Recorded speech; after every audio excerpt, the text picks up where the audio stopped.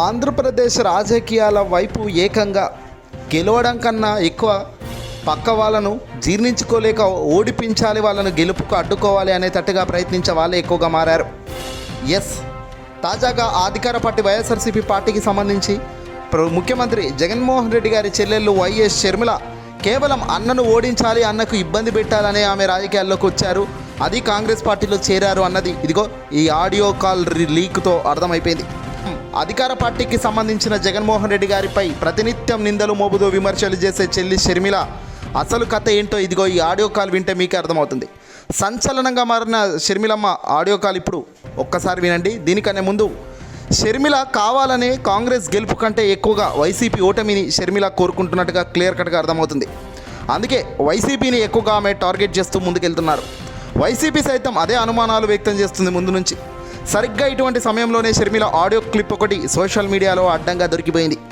Congress party ticket ఆశించి దక్కకపోయేసరికి రెబెల్గా మారి పోటీ చేస్తున్న ఓ నేతకు నేరుగా షర్మిల ఫోన్ చేశారు.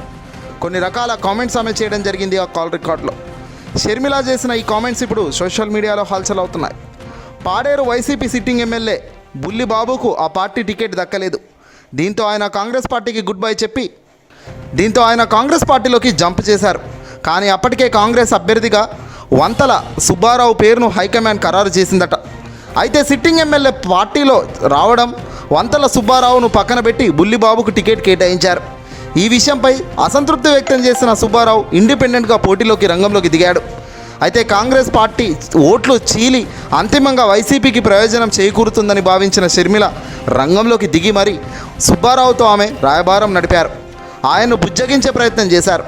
మీరు సొంత మనిషి అంటూ సుబ్బారావు కూల్ చేసే ప్రయత్నం చేశారు. ఇంకోసారి చూద్దామంటూ బ్రతిమిలాడారు.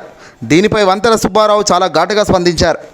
ఎన్నడూ జెండా మోయని వ్యక్తికి టికెట్ ఇవ్వడం తమను బాధించిందని, తనతో మాట మాత్రం కూడా చెప్పకుండా వేలాది మంది ముందు బుల్లిబాబును అభ్యర్థిగా ఎలా ప్రకటిస్తారు అని ఆయన ప్రశ్నించారు షర్మిలను. అయితే కాంగ్రెస్తో పాటు వైసీపీ ఓటు బ్యాంకు కలిసి వస్తుందని ఈ నిర్ణయం తీసుకున్నట్లు షర్మిల చెప్పుకొచ్చారు. అటువంటప్పుడు తొలుత నన్ను ఎందుకు అభ్యర్థిగా ప్రకటించారని, నా రాజకీయ జీవితం నాశనమైందని షర్మిలకు వంతల సుబ్బారావు తెలపడం జరిగింది. ఎంత నచ్చ చెప్పినప్పటికీ వంతల సుబ్బారావు వినిపించుకోలేదు. ఇండిపెండెంట్గా పోటీ చేస్తే కాంగ్రెస్ గురించి మర్చిపోవాలి అంటూ షర్మిల గట్టిగానే చెప్పారు. అయితే మంచిదమ్మా, మంచిది అంటూ సుబ్బారావు సైతం షర్మిలకు కౌంటర్ ఇచ్చారు. అయితే ఇవి ఆడియో క్లిప్ ఒక్కసారి ఇప్పుడు వైరల్గా మారింది. మీరు వినే ప్రయత్నం చేయండి.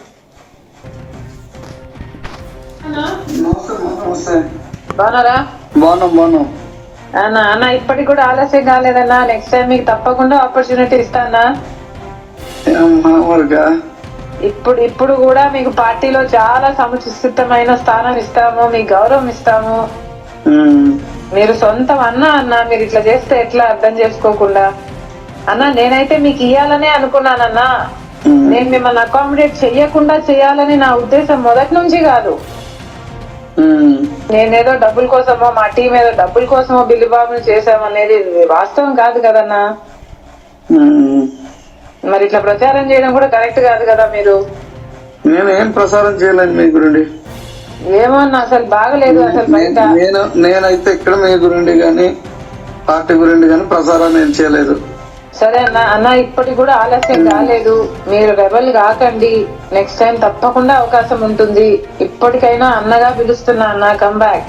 ఏ రోజు జెండా మోయన వాడికి, ఏ రోజు పార్టీలో లేని వాళ్ళకి ఇచ్చేయడం వల్ల నాకు అది మరొక విషయం ఏంటంటే, మీరు ఆ వేలాది జనాల ముందు మరొక ప్రకటన చేయకపోయినా బాగుండేది. నేను అక్కడ ప్రకటన చేయడం వల్ల నేను డిసప్పాయింట్ అయ్యాను. మా వాళ్ళు మరొక ఇది అయిపోయారు.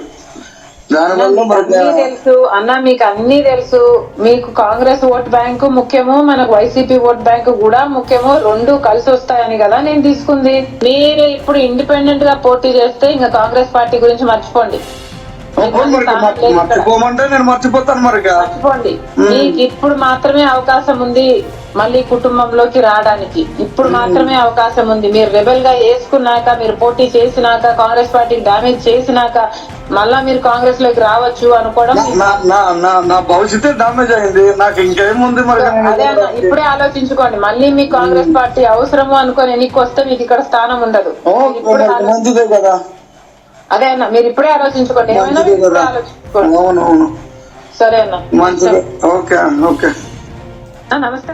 రైట్, చూసారు కదా. ఇది రెబల్గా మారొద్దు, ఓటు చీలొద్దు, అధికార పార్టీ వైసీపీ ఓటు మన కాంగ్రెస్ ఓటు రెండు కలిసి వస్తుందనే మిమ్మల్ని పక్కన పెట్టి ఆ వ్యక్తికి ఈ చోటు ఇచ్చానని చెప్తున్నారు ఈమె. కానీ ఎలాంటి ముందస్తు జాగ్రత్తలు తీసుకోకుండానే నా ముంగట ప్రజల దగ్గరికి వచ్చి డైరెక్ట్గా ఆయన పేరు ప్రకటించడం చాలా బాధగా ఉంది. అందుకే నేను పార్టీ మారుతున్నానని స్వయంగా సుబ్బారావు గారు చెప్పడం మనం వింటున్నాం. ఏదేమైనప్పటికీ కూడా బుల్లిబాబుకు అవకాశం ఇవ్వడం, సుబ్బారావును పక్కన పెట్టడంతో ఊహించని స్థాయిలో షర్మిలకు వేటు పడిందనే చెప్పాలి.